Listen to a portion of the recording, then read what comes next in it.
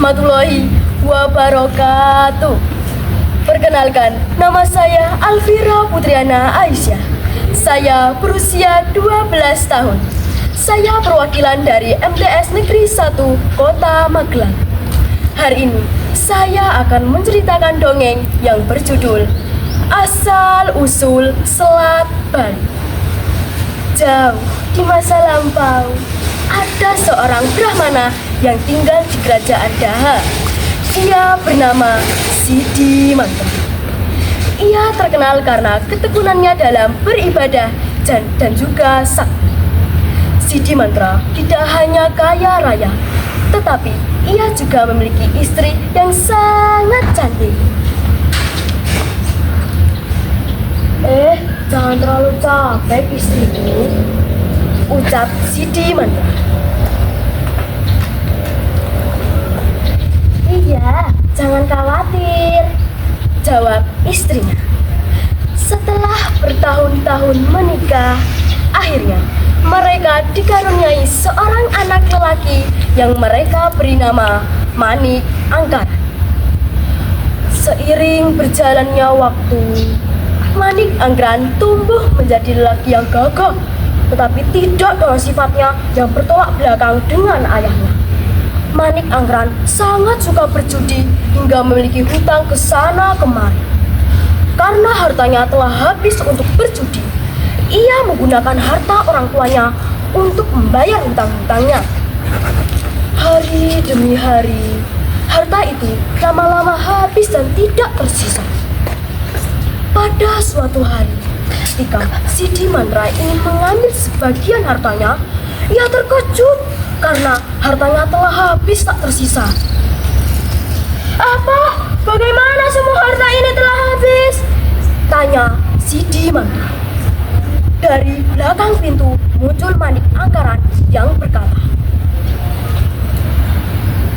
"Maaf ayah, harta itu kugunakan untuk membayar hutang," jawab Manik Anggaran. Sidi Mantra pun merasa heran kepada Manik Anggaran. Beberapa hari kemudian, diketahui bahwa harta itu digunakan untuk berjudi. Ia terkejut dan sang ayah pun marah dan membuat perjanjian untuk tidak berjudi lagi. Hari berganti hari, harta yang diambil Manik Anggaran lama-lama habis dan Manik Anggaran meminta bantuan lagi kepada ayahnya. "Ayah, apakah engkau memperbolehkanku untuk meminta hartamu lagi?" tanya Manik Anggaran. "Baiklah, aku akan membantumu lagi nak, tetapi hanya sekali ini saja ya," jawab Sidi Mantra. Sidi Mantra pun bergegas pergi ke tempat bertapanya dan meminta bantuan kepada Dewa. Dewa memberikan bantuan kepada Sidi Mantra untuk pergi ke Gunung Agung dan meminta bantuan kepada naga bersuki. Malam hari, Sidi Mantra bergegas pergi ke Gunung Agung dengan membawa jalanan ke Gunung Agung sangat mencekam dan mengerikan. Tanpa sepengetahuan Sidi Mantra, ternyata Manik Anggaran diam-diam mengikuti Sidi Mantra ke Gunung Agung. Waktu terus berjalan. Akhirnya Sidi Mantra telah sampai di kawah Gunung Agung. "Wahai naga bersuki, muncullah, aku ingin meminta sebagian hartamu," ucap Sidi Mantra. Dari dalam kawah muncul naga bersuki. "Apa yang kau inginkan, wahai manusia?" tanya naga bersuki. "Aku ingin meminta sebagian hartamu, wahai naga bersuki," ucap Sidi Mantra. Naga bersuki pun memberikan emas dan intan yang sangat banyak. "Ini yang kau berikan padaku, emas dan intan. Terima kasih naga, terima kasih," ucap Sidi Mantra. Ia kemudian pulang dan menemui anaknya. Sesampainya di rumah, ternyata harta itu digunakan untuk berjudi lagi. Hari demi hari, harta itu mulai habis dan tidak tersisa. Emas dan intanku telah habis. Naga pasti akan memberikanku lagi. Wah, kalau begitu aku bisa kaya raya. Naga selalu memberikan apa yang aku inginkan. Sekarang naga pasti akan memberikan ayahku lagi, ucap Manik Anggaran.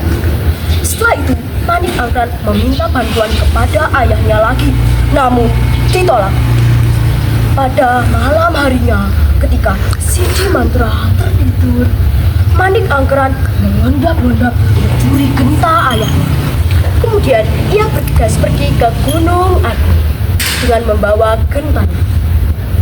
Sesampainya di sana, naga muncul dan hanya memberikan sedikit harta. Karena serakah, Manik Anggaran melukai naga Bersugi agar mendapat banyak harta. Naga pun marah dan menjilat jejak Manik hingga Manik terbakar menjadi api. Mendengar kematian anaknya, Sidi Mantra memohon kepada naga Bersugi untuk menghidupkan kembali anaknya. Naga pun sanggup asalkan Manik Anggaran berpisah dengan ayahnya. Setelah hidup, Manik Anggaran diajak oleh ayahnya ke suatu tempat. Di tempat Sidi Mantra berdiri, terdapat sumber air yang makin lama makin besar. Dengan tongkatnya, ia bisa membuat garis yang memisahkan ia dengan anaknya. Sekarang, tempat itu dikenal sebagai Selat Bali. Pesan moral dari cerita ini, hindari berjudi, tidak boleh tamak atau serakah, menjadi pribadi yang mandiri, dan tidak boleh bergantung